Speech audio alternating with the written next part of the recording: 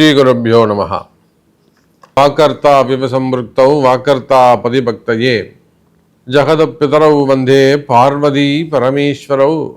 எல்லாம் வல்ல அம்மையப்பனாக விளங்கக்கூடிய மீனாட்சி அம்பிகா சமேத சுந்தரேஸ்வர பெருமானுடைய திருவடிகளையும் ஸ்ரீ ஸ்ரீ சொர்ணாம்பிகை அம்பா சமேத வீமீஸ்வர பெருமானுடைய திருவடிகளையும் வணங்கி என்னுடைய குருநாதரையும் இந்த நாயடியின் கனவிலும் நினைவிலும் நித்தம் நித்தம் பூஜை செய்யக்கூடிய என்னுடைய உபாசனை தேவதை ஸ்ரீ ஸ்ரீ வாராகி அம்பாளுடைய மலரடிகளையும் பணிந்து உலகம் முழுவதும் வாழக்கூடிய நேயர்கள் அனைவருக்கும் உங்கள் தாம்பரம் ஸ்ரீ வாராகி ஈசநேசன் சுவாமியுடைய நல்லாசிகள், வாழ்த்துக்கள்.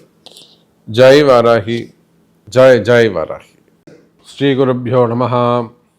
குருர் பிரம்மா குருர் விஷ்ணு குருதேவோ மகேஸ்வர குரு சாட்சாத் பரம் பிரம்மா தஸ்மை ஸ்ரீ குருவே நமஹ. சத்குருபாதாரவிந்தயோ சரணாரவிந்தியாபியா நமஹ. ஜெய ஜெய சங்கர, அரஹர சங்கர. உலகம் முழுவதும் வாழக்கூடிய அன்பு பக்தர்களே, அடியன் உங்கள் தாம்பரம் ஸ்ரீ வாராகி ஈசநேசன். இப்போ இந்த வருஷம் குரோதி வருஷத்துக்கு ரத சப்தமி வருகிறது. இந்த ரத சப்தமியை பொறுத்தவரையிலும் நிறைய அவேர்னஸே தெரியல. நிறைய பேர் பாவம் செஞ்சிட்டோம், எங்கள் ஜாதகத்தை எடுத்துட்டு ஒவ்வொரு ஜோசியராக போய் பார்க்குறாங்களே தவிர எனக்கு இந்த பாவம் இருக்கா அந்த பாவம் இருக்கா, என் குடும்பம் முன்னுக்கு வர மாட்டேங்குது, இது நடக்கலை அது நடக்கலை. அப்புறம் ஜோசியரை போய் பார்த்தோம்னாக்கா அந்த பிதிருதோஷம் இருக்குது, அந்த சாபங்கள் இருக்குது, செய்வினை இருக்குதுன்னு அவர் ஒன்று ஒன்றா எழுதி தராரு. ஒரு ஒரு கோவிலுக்காக போகிறாங்க. ஆனால் நம்முடைய தர்மம் என்ன சொல்லுகிறதுனா, நம்மளுடைய பண்டிகைகள்னு நம்மளுடைய முன்னோர்கள் ரிஷிகள் குறித்து கொடுத்துருக்காங்க. இதெல்லாம் நான் எதுவும் சொல்லலைங்க. நான் ஏதோ திறமசாலி, நான் ஏதோ அறிவாளின்னு நீங்கள் நினச்சிக்காதீங்க. உங்களை மாதிரி தான் நானும். ஆனால் உங்கள் துன்பங்கள் தீர்வதற்கு நம்மளுடைய தர்மம் சில பண்டிகைகளை எடுத்து வச்சிருக்கு. அதில் முக்கியமானது இந்த ரத சப்தமி. யாருக்கு தெரியும்? இந்த ரத சப்தமியை ஒழுங்காக வழிபாடு செஞ்சோம்னா செய்த பாவங்கள் குறையும். குறிப்பாக மனசு ஒரு படாத பாடுபடுது பார்த்தீங்களா? நம்ம ஏதாவது தப்பு பண்ணிட்டோமோ, என்ன கர்மாவோ, எந்த பாவத்தை செஞ்சனோ தெரியலையே அப்படின்னு புலம்புறீங்கல்ல, அந்த புலம்பல் குறையும். காரணம் என்னன்னா, இந்த ரத சப்தமிக்கு அவ்வளோ ஒரு பாவத்தை போக்கக்கூடிய ஒரு நாள். இப்படி கூட நம்ம தலைப்பு வைக்கலாம். நீங்கள் செய்த பாவத்தை போக்குவதற்கு இறைவன் கொடுத்த ஒரு நாள், இதுதான் தலைப்பே. அப்படி வச்சுப்போமே, நீங்கள் செய்த பாவத்தை போக்குவதற்கு நீக்குவதற்கு இறைவன் கொடுத்த அற்புதமான ஒரு நாள், இதுதான் தலைப்பு. இப்படி வச்சுக்கோங்க. அப்படி என்ன இந்த ரத சப்தமியில் விசேஷம் இருக்குது அப்படின்னாக்கா, உலகம் முழுவதும் வாழக்கூடிய அன்பு பக்தர்களே, எல்லாருக்கும் ஒரு ரகசியம் சொல்ல போகிறேன். அந்த ரகசியம் என்னன்னு கேட்டிங்கன்னா, ரத சப்தமி அன்னைக்கு வழிபாட்டு முறைகள். இதை செய்து அது சின்ன குழந்தையானாலும் பிறந்து ஒரு வயசை தாண்டி இருந்தாலே போதுமானது. அந்த குழந்தைக்கு அம்மாவோ அப்பாவோ கிட்ட இருந்து குளிப்பாட்டலாம். சொல்கின்ற வழிபாட்டு முறைகளில் அது கடைபிடிப்பீர்களே ஆனால், அந்த ரகசியத்தை கடைபிடிப்பீர்களே ஆனால், நிச்சயமாக இந்த சூரிய பகவானுடைய அனுகிரகம் உங்கள் இல்லத்தில் சூரிய ஒளிப்படும். ஒரு இருள் சூழ்ந்திருக்கு, வீடு இருட்டாக இருக்குன்னா ஒரு வெளிச்சம் வந்த உடனே எப்படி அப்பா இப்போ தான் வெளிச்சம் வந்த நிம்மதியாக இருக்குது சொல்லுவோம்ல, அதை போல் உங்கள் வாழ்க்கையில் பிரகாசிக்கும். அப்போ அப்பேற்பட்ட ஒரு மிகப்பெரிய வைபவம் இந்த ரத சப்தமி. அதுக்குத்தான் நம்ம தர்மம் என்னெல்லாம் சொல்லித்தோ, வழிபாடுகளில் சொல்லித்தோ, அதெல்லாம் நீங்கள் ஸ்ரத்தையா பயந்து. சார் ஏன் சார் பயப்படணும் அப்படின்னு கேட்டிங்கன்னா, ஒழுக்கம், டிசிப்ளின் வேறு ஒன்றுமே இருக்காது. இல்லைனா தரதலையாக இருக்கலாம், எப்படி வேணாலும் போகலாம், யாரு கூட வேணாலும் போகலாம், என்னை யாரும் கேட்க வேணாம். அப்போ எதுக்கு வழிபாட்டு முறைகள்லாம்? அந்த டிசிப்ளின் வர்றதுக்கு தான் வழிபாட்டு முறைகள். தவறு செய்யாமல் இருக்கிறதுக்கும், ஒன்று நல்லவனாக வச்சுக்கிறதுக்கும், உயர்ந்த இடத்துக்கு கொண்டு போய் சேர்க்கறதுக்கும், நல்ல பதவிகளை கொண்டு வந்து ஒன்று உட்கார வைக்கிறதுக்கும் தான் தர்மம் நமக்கு சொல்லி கொடுத்துருக்குது. அப்பேற்பட்ட ஒரு நல்ல ரகசியத்தை இந்த ரத சப்தமி இந்த வருஷம் பிப்ரவரி 4ஆம் தேதி செவ்வாய்க்கிழமை அன்றைய தினம் வருகிறது. இந்த ரத சப்தமி அன்னைக்கு காலம்பரை சூரிய உதயத்துக்கு முன்பாக எழுந்திருக்க வேண்டும். சரியாக 6 மணிக்கு எழுந்துக்கோங்க. 6 மணிக்கு எழுந்துக்கோங்க. 6 மணிக்கு எழுந்து கைகால் அலமிண்டு மூஞ்ச அலமிண்டு ப்ரஷ் பண்ணிவிட்டு முடிஞ்சால் வெறும் வயிற்றுல ஒரு தேனும் இஞ்சியும் கலந்து வச்சுக்கணும். இஞ்சியை எடுத்து நல்லா ஸ்மாஷ் பண்ணிக்கணும். நல்லா இஞ்சி நல்லா இடிச்சிட்டு அதில் உண்மையான தேன் இருந்தால் உண்மையான தேன் கலந்து சாப்பிடுங்க. உண்மையான தேன் கிடைக்கல, அதை விட்டுடுங்க.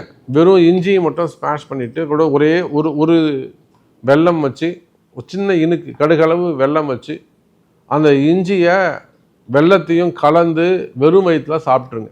இப்போது 6 மணிக்கு எழுந்து ப்ரஷ் பண்ணிவிட்டு பச்சை தண்ணி கூட குடிக்கக்கூடாது. வெறும் இந்த தேனும் இஞ்சியும் கலந்து ஒரு வாய் உள்ளே போட்டுக்கோங்க. இதை உள்ளே இது என்ன காரகத்துவம், இது என்ன கிரக அமைப்பு, ரத சப்தமிக்கும் இதுக்கும் என்ன சம்மந்தம் இருக்குன்றது நான் சொல்கிறேன். அப்போ இஞ்சும் வெல்லமும் கலந்து ஒரு இனுக்கு உள்ளே போட்டுட்டு 7 எருக்க இலை. இந்த எருக்க இலைங்கிறது எல்லாருக்குமே தெரியும். சாதாரணமாக எல்லா இடத்துலையும் காடுகளில் ரோடுகளில் கூட அந்த எருக்க இலை கிடைக்கும்.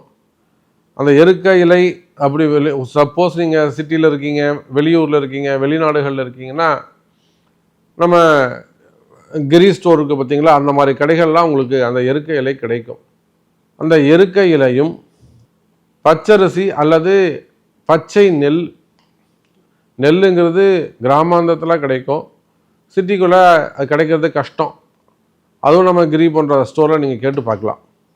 அப்போ முதல் நாளே ஒவ்வொருத்தருக்கும் 7 எருக்க இலையும் ஒரு கைப்பிடி பச்சரிசியும் வச்சுக்கணும். வச்சுண்டு நான் சொன்ன மாதிரி அந்த இஞ்சி வெல்லத்தை சாப்பிட்டுட்டு ஒரு எங்கே குளிக்க போகிறோமோ அந்த பாத்திரத்தில் அந்த 7 எருக்க இலையை தண்ணியில் போட்டுட்டு கிழக்கு முகமாக நின்று உங்களுக்கு வயசில் பெரியவங்க யாருன்னு பார்த்துக்கணும். ஒரு மனைவி இருக்காங்க, மனைவிக்கு நீங்கள் சொல்லலாம், தலையில் ஒரு எருக்க இலையும் இங்கே 2 எருக்க இலை இங்கே 2 எருக்க இலை வச்சுட்டு கையில் 2 எருக்க இலையை கொடுத்து 2 இடத்துலையும் 1 2 3 4 இடங்களில் அந்த இலை மேலே 2 பச்சரிசியை வச்சு சூரிய பகவானை பிரார்த்தனை செய்து, இந்த ரத சப்தமினா என்னன்னு கேட்டிங்கன்னா, இந்த ரத சப்தமி வந்தால் தான் சூரிய பகவான் வடகிழக்கு திசையில் உதயமாவார். தன்னுடைய ரதத்தை 7 குதிரைகள் பூட்டிய தேர், அவருடைய தேர் ரதம் 7 குதிரைகள்.